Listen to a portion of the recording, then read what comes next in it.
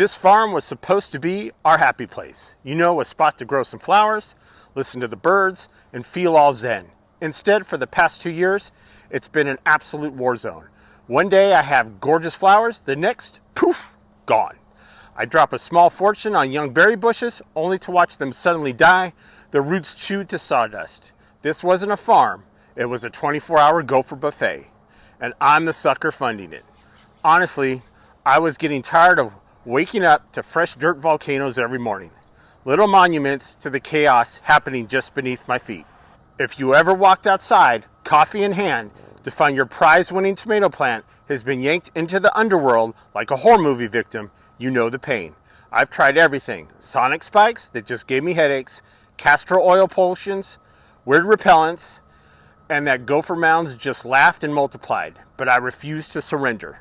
I declared war. And today, I'm showing you my complete battle plan. This isn't just about fighting back. It's my proven 2-part strategy to reclaim your yard. I'll show you the traps that actually work and how to build Fort Knox for your plant roots with DIY baskets that will save you a ton of cash. First things first, you can't win if you don't know the battlefield. And the battlefield is underground. Gophers aren't just digging holes. They're creating subterranean superhighways. A single gopher can dig for hundreds of feet a year, which is why this goes from a, that's a mound problem to, the yard is sinking problem so fast. The trick is knowing which tunnels matter. Those fan-shaped piles of dirt are just the exits. They're basically gopher construction debris. The real prize, the main travel artery, is connected to that mound. These main tunnels are usually 6 to 12 inches deep, and they're the freeways gophers use to get around. To find them, you just need a simple probe. A long screwdriver or a piece of rebarb works perfectly. Start poking the ground about a foot away from the fresh mound, near the flat plug side. You'll feel the soft dirt, and then thunk, the probe will suddenly drop a few inches with zero resistance. Bingo! You found the main tunnel. That's where we set the trap. Don't bother setting one in the fluffy mound itself. That's like trying to catch a fish in a puddle instead of the river. I like to use little garden flags to map out the whole network before I go in. Finding these tunnels is half the battle. Okay, you've got your map. It's go time. Trapping is hands down the fastest way to deal with gophers. It's direct, it's effective, and you get immediate confirmation when you succeeded. Plus, you avoid messing with poisons that can have unintended consequences. There are a ton of traps out there. Pincer traps, box traps, you name it. I've tried a bunch, but the one I swear by is the gopher hawk. It is one of the easiest and most effective traps I've ever used because there's almost no digging required. So here's the plan. The gopher hawk usually comes with a set of tools, a probe to find the tunnel, and a wedge to create the perfect size hole. Once you've located the main run, you'll use the wedge to open a clean, vertical hole directly into the tunnel. Then you slide the gopher hawk trap into the hole until it bottoms out. To set it, you hold the base steady and simply pull the outer sleeve upward until it clicks into place. That's it. The trap is now active underground. The best part is the visual indicator. When the trap is sprung, a yellow band on the top of the handle pops up above the ground, so you know from a distance when you've caught something. You don't have to do any digging to check the trap. And about the cat in the title. Well, we have a cat. She's a wonderful furry little supervisor, but let's be real. Relying on your cat to solve gopher problems is like relying on a toddler to file your taxes. It's not going to happen. She's more interested in sunbathing. The real traps are these gopher hawks. They get the job done while your feline friend is napping. Check your traps every morning. If the yellow indicator is showing, you know you got one. It's a good idea to reset it in the same spot, since gophers often have company. If 48 hours go by and no action, pull the setup and move it to another active tunnel.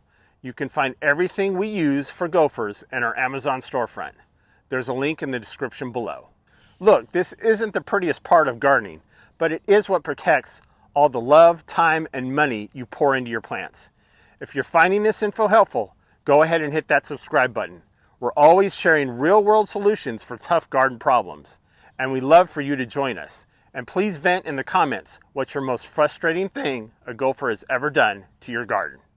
Trapping handles the gophers that are here now, But what about the brand new expensive fruit tree you're about to plant? For that, I shift from offense to defense. I build a fortress, a gopher root basket. Sure, you can buy them pre-made, but they get pricey fast, especially if you have a lot of planting to do. Making them yourself is way cheaper, and you can make them any size you need, from a little lavender plant to a 15-gallon tree. For materials, you need hardware cloth, sometimes called gopher wire. Do not use chicken wire. The holes are too big and it'll rust away in a season. We use 1/2-inch galvanized hardware cloth. For tools, you'll need tin snips, pliers, and seriously, wear thick gloves. This wire wants to bite back. For a typical 5-gallon plant, a piece of wire that's about 3 feet by 5 feet is a good start. You're basically making a metal pot for your plant. The easiest way is to roll the wire into a cylinder, overlapping it a bit. Use pliers or zip ties to stitch the seam together. For the bottom, you can either make a few cuts and fold the flaps in like you're wrapping a weird metal present, or just pinch and fold the mesh together.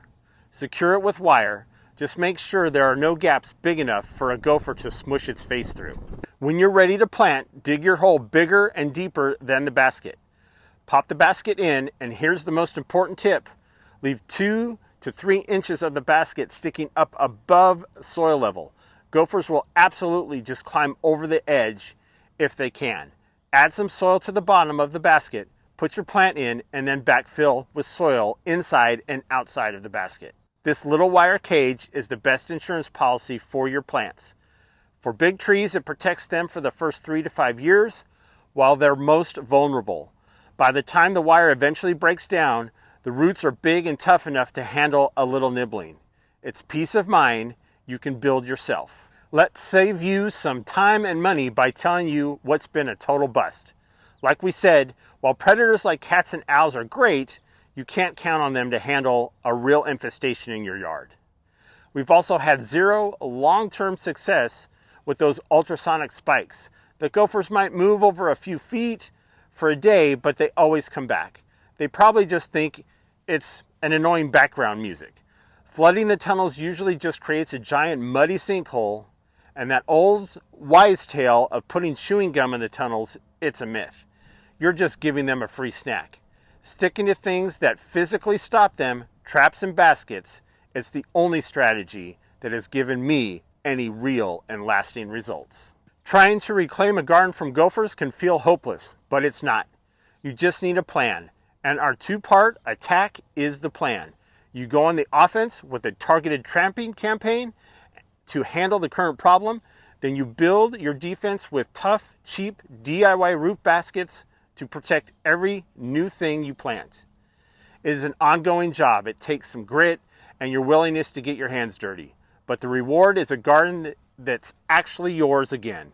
The reward is seeing your trees grow and your veggies produce, safe from the little tears in the ground. You don't have to give up on your garden. You can fight back. You can absolutely win. Thanks for watching, and live life in full bloom.